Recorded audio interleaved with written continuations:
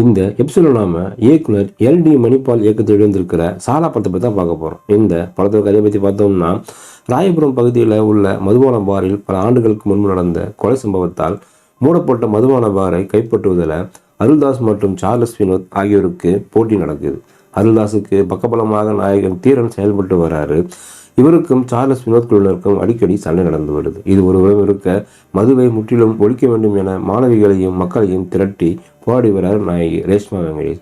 இவருடன் மோதலில் ஈடுபடும் தீரன் ஒரு கட்டத்தில் காதலிக்க ஆரம்பிக்கிறாரு. இறுதியில் மதுவான பார் யாருக்கு சென்றது, மது ஒழிப்பு போராட்டத்தில் ரேஷ்மா வென்றாரா, திறனின் காதல் என்ன ஆனது, இதான் அந்த படத்தோட மீதி கதை.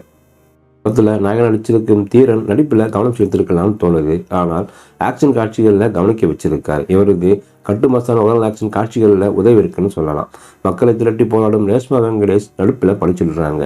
மதுவான கலையை முற்றிலும் ஒழித்திய தீர்வு என ஆசிரியர் கதாபாத்திரத்தில் சிறப்பாக நடிச்சிருக்காங்கன்னு சொல்லலாம். யங்ஸ்டராக போலி மதுபான் தயாரிப்பது மற்றும் ரவுடி கதாபாத்திரத்தில் மோதிக்கொள்வது என விலத்தனத்தில் மிரட்டிருக்கிறார் சார்லஸ் வினோத். ஆர்ப்பாட்டமில்லாத ரவித்தனத்தை தனது உடல் மொழியால் வெளிப்படுத்தும் அருள்தாஸ் இறுதியில் பரிதாபத்தை ஏற்படுத்துகிறார். தீசன் இசையில் பாடல்கள் பின்னணி இசையும் ஓரளவுக்கு ரசிக்க முடியுது. ரவீந்திரநாத் குருவின் ஒளிப்பதிவு ஆங்காங்கே பளிச்சிடுன்னு சொல்லலாம். மதுவை ஒழிக்க வேண்டும் என்ற கருத்தை மையமாக வைத்து படத்தை இயக்கியிருக்கிறார் இயக்குனர். மோதல் காட்சிகள் அதிகம் இடம்பெற்றாலும் மது மற்றும் சாலை விழிப்புணர்வை பொதுமக்களுக்கு எச்சரிக்கையாக படத்தின் மூலம் கருத்தோடு வெளிப்படுத்தியிருப்பது பாராட்டுக்குரியது. திரைக்கதையில் இன்னும் தீவிர கவனம் செலுத்தியிருக்கலாம் தோணுது. கிளைமாக்ஸ் காட்சி சிறப்பாக இருக்குன்னு சொல்லலாம்.